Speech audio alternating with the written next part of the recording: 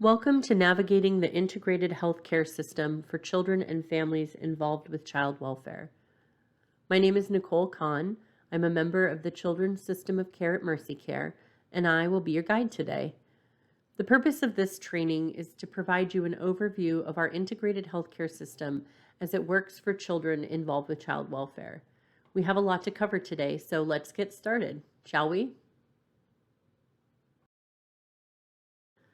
As you can see, we have a pretty full agenda, starting with a brief overview of Mercy Care and what our purpose is. Then we will walk through the different parts of the system, review care management, and finally, after we talk a little bit about trauma, we will provide you a variety of resources that you can access if you need additional support, services, or just have general questions. Mercy Care is a not-for-profit health plan offering integrated health care to children, adults, and seniors eligible for benefits through the Arizona Healthcare Cost Containment System, also known as ACCESS. We are committed to helping our members live healthier lives and achieve their fullest potential. I think overall our mission says it best. We exist to address and advocate for the comprehensive health of our members and their families, including special considerations for the underserved and those with complex health needs regardless of race, color, religion, ethnicity, national origin, sexual orientation, gender identity, age, or differing abilities. We operate 6 lines of business in Arizona, including Access Complete Care Regional Behavioral Health Authority, or ACC-REBA, which is integrated healthcare for adults and child Medicaid members, ACC-REBA with SMI, which is the integrated health plan for persons determined to have a serious mental illness, Arizona Long-Term Care, or ALTEX, Mercy Care Advantage, or MCA, our dual special needs plan, also known as DSNP, Developmental Disabilities, statewide integrated health plan for members with developmental disabilities, and the Department of Child Safety Comprehensive Health Plan, DCS-CHP, the Mercy Care Health Plan for children in the care and custody of DCS. Let's learn a little bit more about this health plan. Children involved with child welfare often have unique healthcare needs characterized by risk of experiencing behavioral health conditions or co-occurring chronic medical concerns. Prior to 2021, oversight of medical and dental care and behavioral health care were operated by 2 different entities, the Comprehensive Medical and Dental Plan and Mercy Care. In 2021, based on our previous partnership and the experience that Mercy Care brings, we were awarded the contract to partner with DCS and CMDP to develop the Mercy Care DCS Comprehensive Health Plan and fully integrate healthcare for children in out-of-home DCS custody. At the time, Arizona became the only state in the nation to formulate this model under a child safety agency. Our unique partnership ensures that we are allowing for continuity of care for all children in foster care across the state. For youth in DCS custody who do not qualify for access or are non-Medicaid members, they will still enroll with Mercy Care DCS CHP and receive all the same integrated healthcare benefits offered by Access. This health plan does not include youth on Arizona long-term care. October 2019, the Division of Developmental Disabilities, through a contract with Access, offered healthcare coverage to members who are eligible for DDD ALTEX statewide. This coverage includes physical health services, behavioral health services, children's rehabilitative services, or CRS, and limited long-term services and supports, or LTSS. Mercy Care and United Healthcare Community Plan provide the DD health plans for DD ALTEX enrolled children in DCS custody. So this means that if you have a child in your care who is on a DD health plan, they could be enrolled with Mercy Care or they could be enrolled with United Healthcare Community Plan.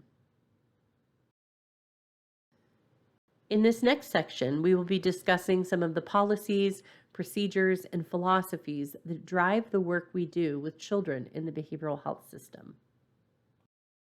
The Arizona Vision is a goal to which the behavioral health system is obligated and committed to.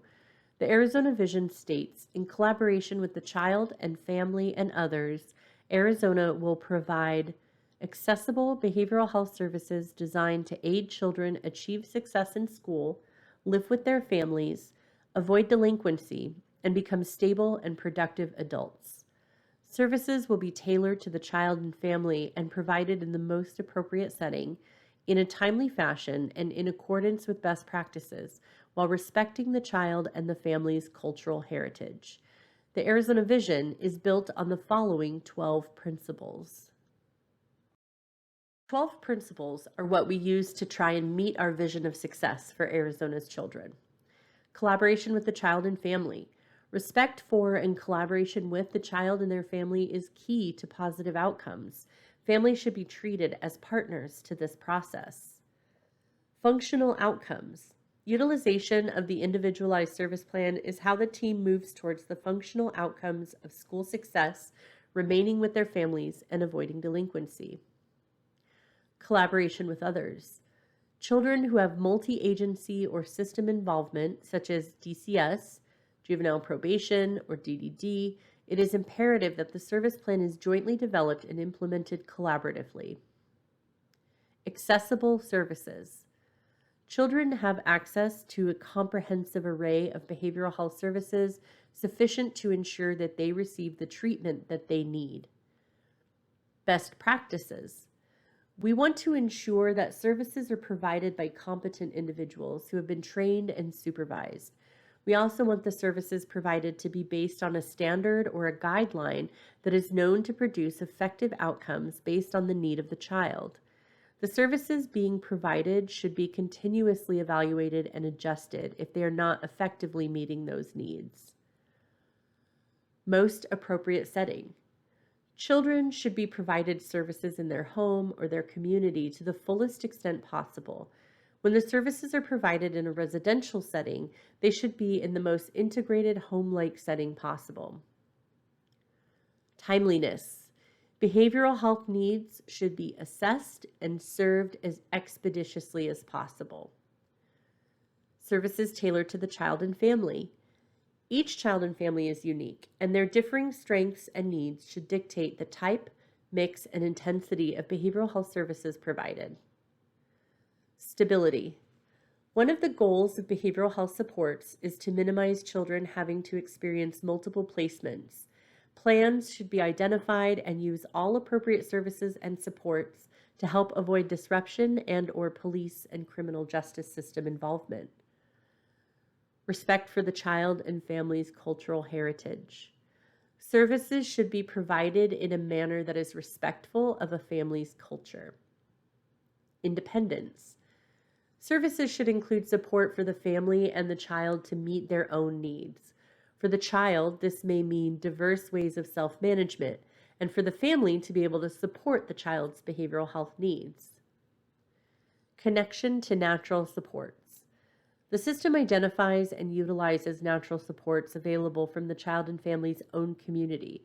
This can include friends, neighbors, coaches, or those from service or religious organizations.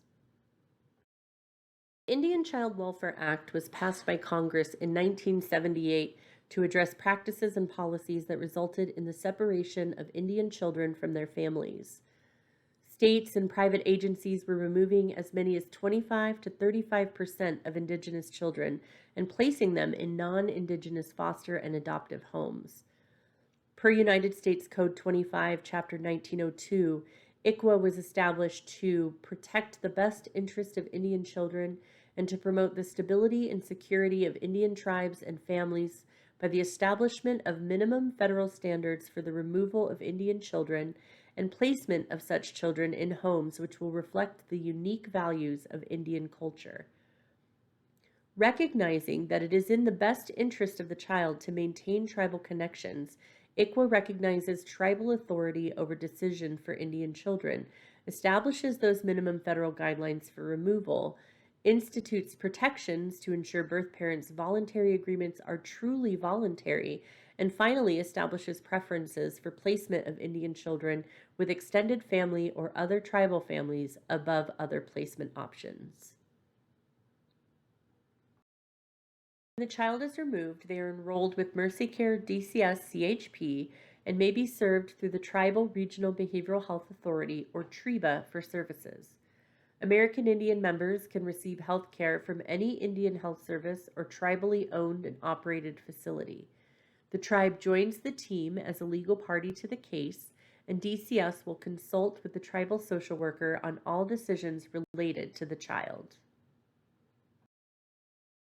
House Bill 2442 was signed into law by former Governor Doug Ducey in March 2016. It was added to policy as ACOM 449, but we all know it better as Jacob's Law. The goal of Jacob's Law is to improve access to care and support for Arizona's foster, kinship, and adoptive families. There are several mandates for the health plan to implement to support the goal of increasing access, availability, and accountability of behavioral health services. Over the next few slides, we're going to discuss some of the rights and responsibilities of foster, adoptive, and kinship families. It is important that you know what your rights are to be able to better advocate for yourself and for the children in your care. When a child is placed in a foster or kinship home, the caregiver should receive an updated and completed placement packet. This packet should include a notice to provider, which establishes the caregiver's right to obtain care for the child and to receive records about any healthcare conditions and treatment, contact information for DCS, providers that child is working with, the Access Customer Service line, and a list of foster and kinship family rights. You also have the right to contact the health plan 24 hours a day, 7 days a week. As the caregiver, you have the right to request and consent to routine behavioral health services, as well as requesting an emergent assessment, an integrated rapid response assessment, or request a DCS stabilization service. Caregivers can also request residential treatment for a child in care. However, DCS does have to provide consent to those higher levels of care or inpatient admissions to an acute care hospital. Also, Mercy Care facilitates a Foster Adopt Kinship Advisory Council in which you can participate. Let's learn more about the council. Our Foster Adopt Kinship Advisory Councils provide guidance and expertise on the strategic planning, process improvement, and decision making for the physical and behavioral health delivery system for children involved with child welfare and who are served by a Mercy Care health plan. We have 3 regional councils in the southern, northern, and central regions of the state, and they meet one time every quarter, and then our big statewide meeting meets twice a year. At the end of this training, we'll come back to the Foster Adopt Kinship Council and how you can participate. In engagement and enrollment, we're going to do a brief overview of the integrated rapid response process, as well as some timeline expectations that DCS and behavioral health are expected to follow within the first few days to months that a child is removed from their home. The child welfare system is meant to support children experience a safe and permanent living environment. Children often present with co-occurring emotional or behavioral health disorders, and it is critical that we understand the unique needs of these children.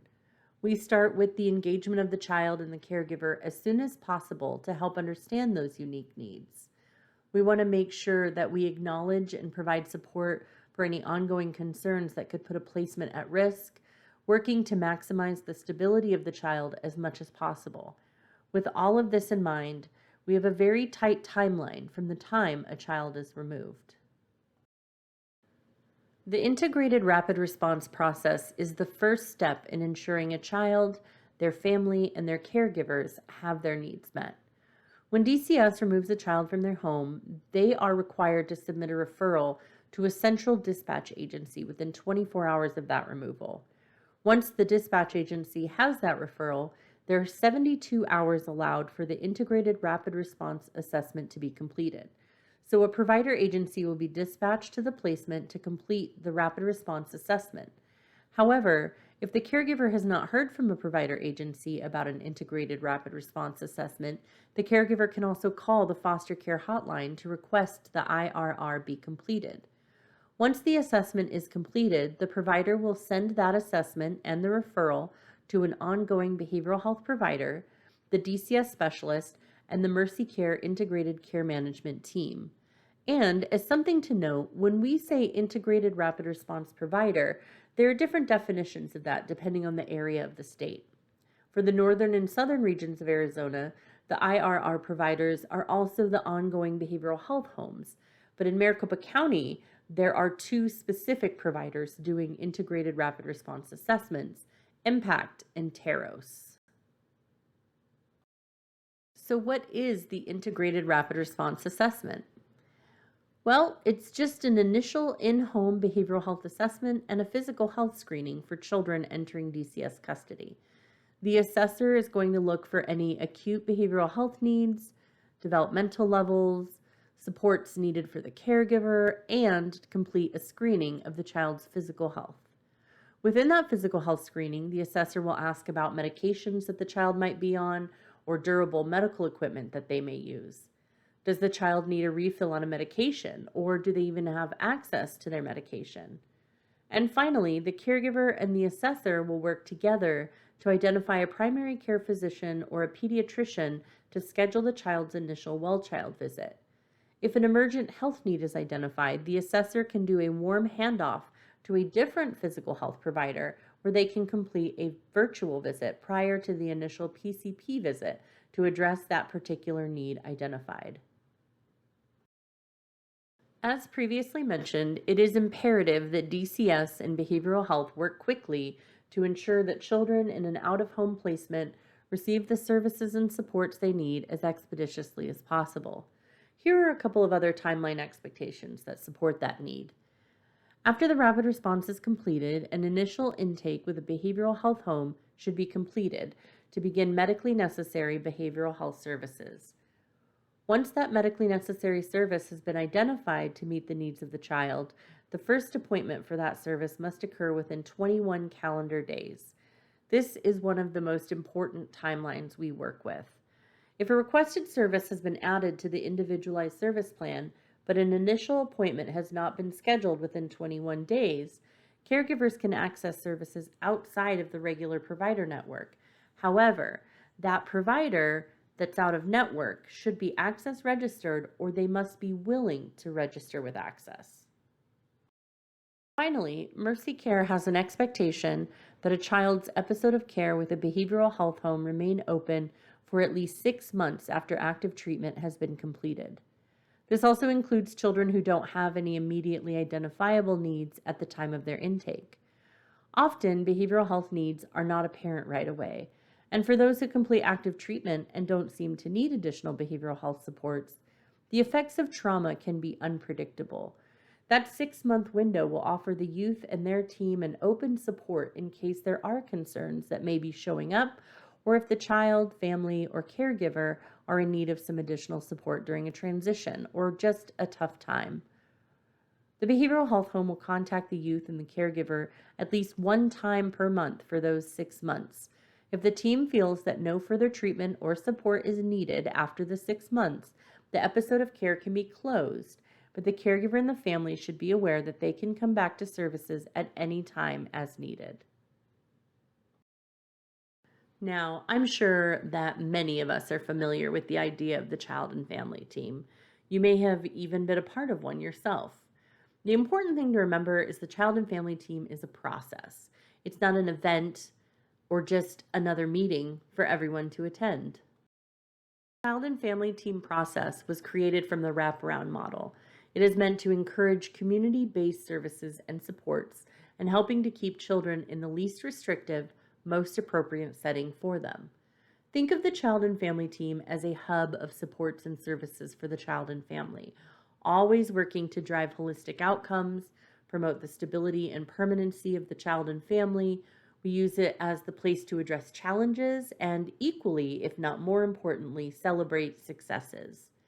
The planning of a CFT meeting, such as the location and frequency of meetings, are based on the family's preference and by the acuity and complexity of the child and family's needs at any given time. The most important part of the CFT meeting is that everyone is involved and included, particularly the child and the family, that everyone understands the purpose of the CFT meeting, and that team members are flexible, team oriented, and focused on what works for the family, on the strengths of the family, and remembering what does life look like for the child and the family future forward. The procedures of CFT practice consists of 9 essential activities, which are addressed in the order, frequency, and duration necessary depending on the child and family's individual needs. The first activity is engagement of the child and the family. This is arguably the most effective and most important activity that occurs within CFT practice. Immediate crisis stabilization includes identification of any crisis that may require intervention to maintain the immediate safety of the child, family, or community. Planning for next steps begins with the Strength, Needs, and Cultural Discovery, or SNCD. Discussion of the family culture as influenced by their shared history and community relationships is critical to understanding the foundation of the child's holistic needs. Formation of the child and family team includes involving agencies the youth may be involved with, such as probation or DDD, and can also include their natural or community supports. The meeting should be a place of collaboration and should be welcoming of creative approaches to supporting the child. The team promotes positive connection, but not reliance on formal services. The ISP is developed based on the unique needs of the child and the family. And crisis planning is ongoing and adaptable to the evolving needs of the child, especially as they move through different developmental periods, and crisis responses may lose their effectiveness on a growing youth. Once supports are agreed upon within the CFT, they're entered into the child's ISP. Medically necessary services on the ISP should be clearly connected to a child's needs and start within 21 days of being added to the ISP. Tracking and adapting, including monitoring the effectiveness of the service plan, adapting the plan as needed, and ensuring there are positive outcomes are occurring. Finally, planning for transitions is necessary, as there could be many happening for a child and family at one time. Some of the transitions to anticipate could be graduating from services, reunification, placement changes, transition to adulthood, changes in school settings, or discharge from higher levels of care. And CFT formation is going to be really important.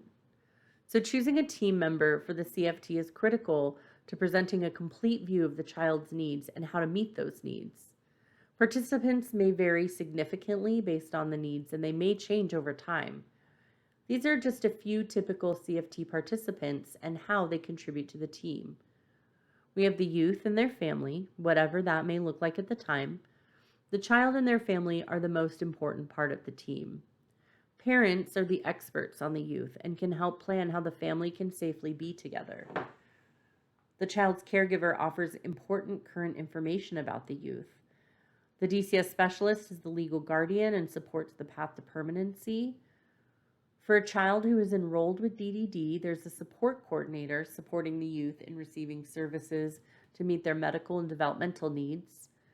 A tribal social worker consults on decisions about placement, services, tribal needs, cultural support, and much more. There are several legal representatives who may be present at a CFT.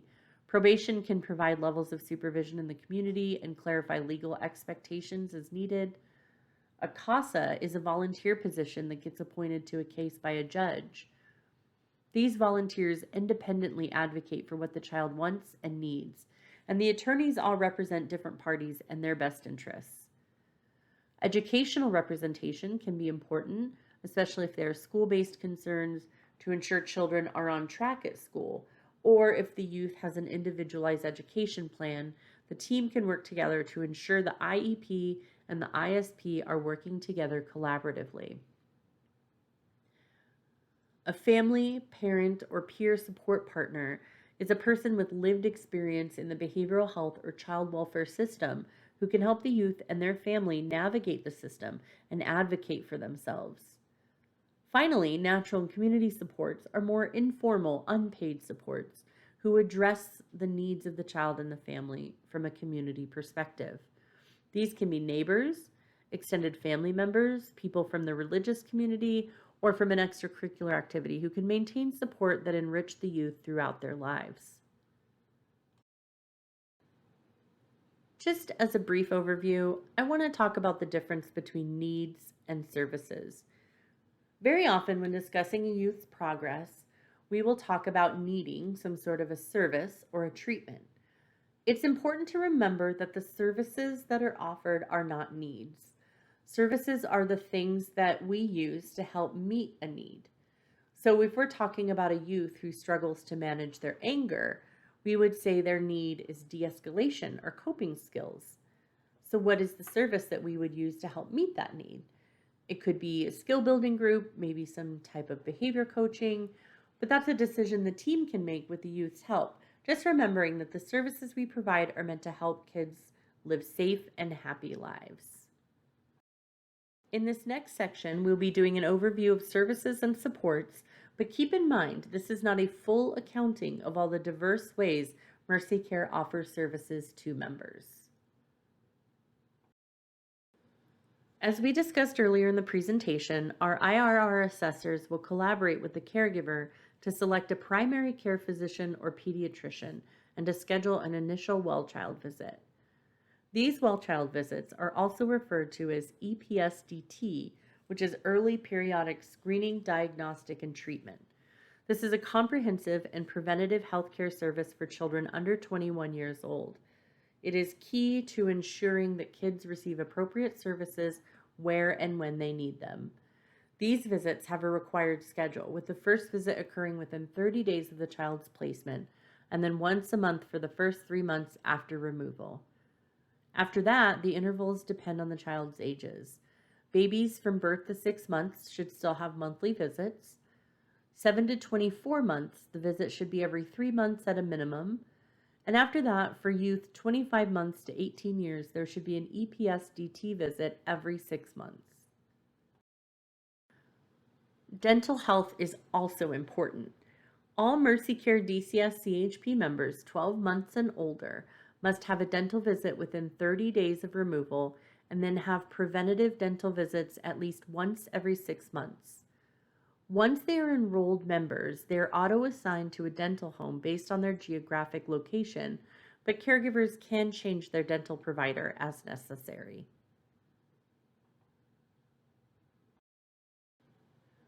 Transportation to and from healthcare appointments is part of the responsibility associated with caring for a child in foster care. However, if needed, the health plan can assist with transportation to medically necessary medical, dental, and behavioral health appointments. Transportation for medical and dental appointments for covered services, rides to the pharmacy, or urgent care, among other things, should be scheduled through the Mercy Care Member Services team. The contact information for member services will be provided at the end of this presentation.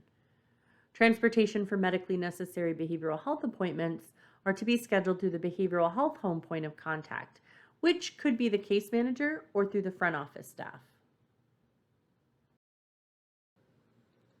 As we move into discussing the Mercy Care Network, let's take a minute to understand how services are accessed. We want to think of our child and family teams as the hub of service and supports. The CFT facilitator at the health home will be responsible for documenting the assessment of the unique needs of each child.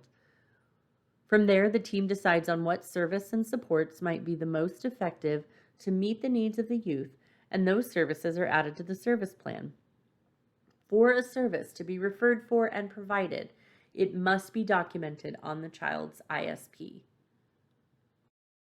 This is a brief overview of the structure of our behavioral health network with Mercy Care DCS CHP built on a continuum of least to most restrictive levels. Mercy Care contracts with a network of trauma-informed providers to offer behavioral health services.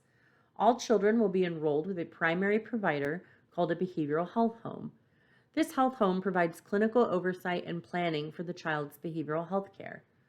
The health home can provide, at a minimum, intakes, assessments, case management, therapy, psychiatric services, including a psychiatric evaluation and medication management, and a general coordination of care. Mercy Care also contracts with other key behavioral health providers to offer direct support and specialty services, including but not limited to intensive outpatient programs, specialized therapies such as EMDR or equine therapy, behavior coaching, Meet Me Where I Am, services for specialty populations like transition age youth or the birth to 5 population, autism spectrum services, eating disorders, respite care, which can be provided in home, overnight, or at a facility, and specialty evaluations, such as different types of psychological assessments. And although the goal is to provide supports and services to help keep kids safe in the community, there are times where it may be necessary for us to use a residential setting to help support the youth in their treatment. Mercy Care offers residential treatment for kids who may need this extra support. Behavioral health inpatient facility, behavioral health residential facility, and therapeutic foster care require a prior authorization or an approval from Mercy Care before a youth can be placed in one of these treatment facilities. It is also important to remember that these treatments are not meant to be placements. Our residential services are treatment only.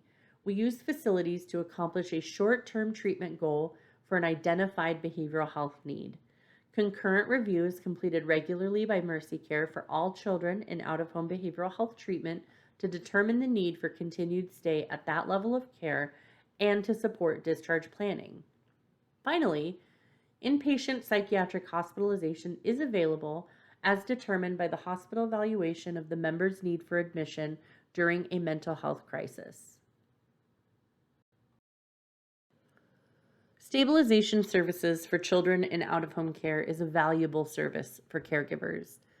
If there are ongoing crisis concerns, current services don't seem to be meeting needs, or there's just an overall feeling of instability in different community settings, a DCS stabilization team can come in to provide some time-limited, intensive interventions to help support with placement stability, cope with crisis situations, and or offer a bridge to other ongoing supports.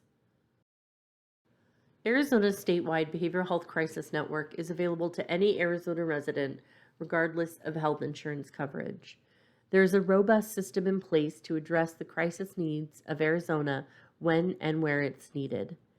Mobile crisis teams are staffed by a team of mental health professionals who will travel to the individual experiencing a crisis and provide assessment, stabilization, and may triage the individual to a higher level of care as clinically appropriate.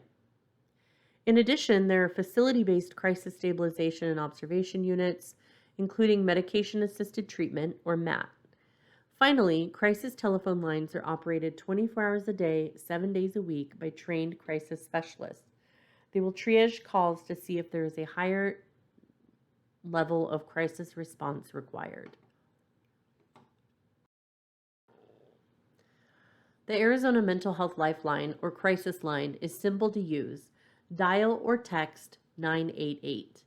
Other community crisis lines remain active throughout the state of Arizona, and any call to those numbers will be directed to that same crisis contact, 988. At Mercy Care, our integrated care management team performs an essential function for members. Care management is a comprehensive set of activities or services that can help members, their families, and their caregivers manage health. When children first enter DCS custody and are enrolled with Mercy Care DCS CHP, they are assigned a care manager who will reach out to the caregiver and the member to make sure to clarify health needs and review how those needs are being met. The level of care management a member is receiving is based on the child's unique needs at any point in time. Depending on the complexity of their needs, care management will be provided at various levels of intensity. For those with more acute, complex, or concurrent needs that require consistent monitoring and intensive care coordination, the level of care management will be more intense. As the needs of the youth stabilize and require less coordination, the level of care management will adapt as needed. Any of the team members can request an assessment for a higher level of care management, including DCS, providers, placement, biological family members, or even members of my own team here at Mercy Care. Care coordination through integrated care management supports the member's team at the health plan level, which can include attending CFT meetings, conducting outreach activities, and pharmacy support. However, the care manager does not replace the case management provided by the behavioral health home or the DCS specialist. The care manager will collaborate with the team as needed and develop a member-centered care plan. Coordination of care by the care manager may be provided, especially when a member needs require specialty healthcare services that the team may not be familiar with, or are difficult to locate, or that change regularly. We wanted to include a small piece of information on trauma-informed care. We know this is a big topic for training, but learning all we can about trauma-informed care and how to be more trauma-informed encourages empathy and support while understanding how important safety and love is to all people. Through a trauma-informed lens, we acknowledge that all experiences and needs are valued, including yours. Trauma is an event, a series of events, or set of circumstances that is experienced by an individual as threatening, physically harmful, or emotionally unsafe, and has lasting adverse effects of an individual's functioning and their physical, social, emotional, and/or spiritual well-being. We remember that trauma is a deeply personal experience. What may be traumatic for one person may not cause issue with another. This is true even if those same two people are experiencing the exact same event, the same series of events, or the same set of circumstances. We don't experience things the same way, and it won't affect us in the same way. Trauma is impactful and can be pervasive. There are so many consequences to trauma. It can interfere with our ability to concentrate, to learn, to perform in school. It changes how we view the world, and it changes how we interact with others. Trauma can overwhelm our nervous system, altering the way we process and recall things. Trauma is not the story of what was, but the story of what is. In addition to the other things kids may experience, removal from their families is a traumatic event. Trauma can manifest in both physical, emotional, and behavioral ways and can occur days, weeks, months, or even years after the trauma was experienced. We talk about the fight, flight, freeze, and fawn responses, all of which can have negative impacts on our lives. I want you to imagine that you are face to face with a grizzly bear. He's up on his back legs and he's roaring at you. Your heart is racing, your breath gets shallow, becomes more rapid, your pupils narrow, and your brain sends you a flood of hormones, cortisol and adrenaline. Your body begins storing glucose and fats to help you move quickly.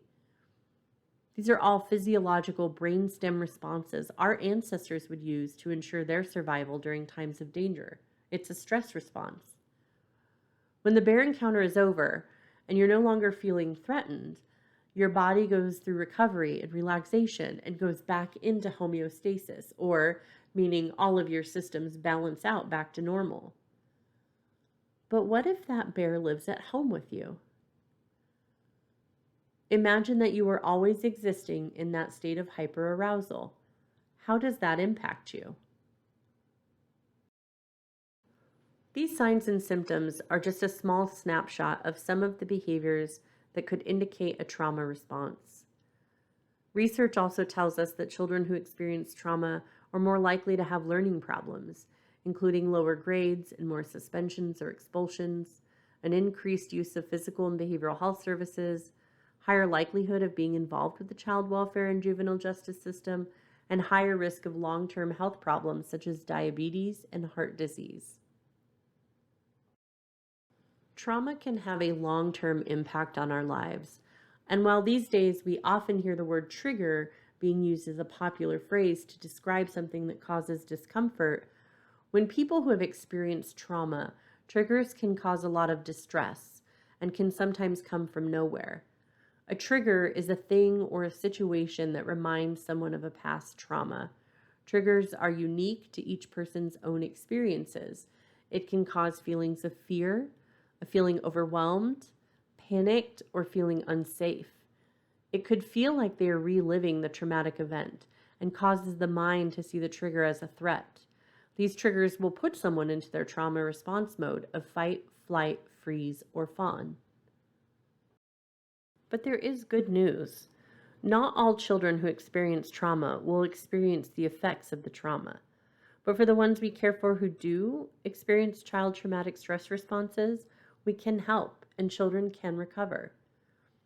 As the caregiver, you have the key to help unlock the brain's response. And remember, many times, not only are you supporting a child who has experienced trauma, they're now put into the home of a person they may not know. They're expected to live there and sleep there and bathe there. That's going to just add to the stress that the child already feels. So, beginning with creating a safe environment, providing nurturing and positive caregiving, when they're ready to talk about their feelings or experiences, listen to them, validate their thoughts and their feelings. Tell them about changes ahead of time so they can feel more prepared. Just telling them that you're a safe and trusted person may not be enough. Show them that you're safe and that you're stable. Be patient with them. There is no timetable for a child who needs healing. Some recover quickly, some recover slowly. Some may be struggling, but because they're still unfamiliar with their new surroundings or with you as their caregiver, they may not show you that they're struggling. A couple of additional ways to support children you're caring for is taking some time, but learning trauma triggers. That will go a long way to helping kids and helping you. Using the word can more than the word can't, meaning tell kids things they can do, as opposed to always telling them what they can't do. Remain calm, remain in control, be gentle, especially for kids with sound sensitivity, for who yelling might be a trauma trigger. Avoid judgment and always keep promises and follow through on what you say. This could be following through on a fun activity or a sweet treat, but it may also be following through on consequences if needed. This builds a foundation of trust.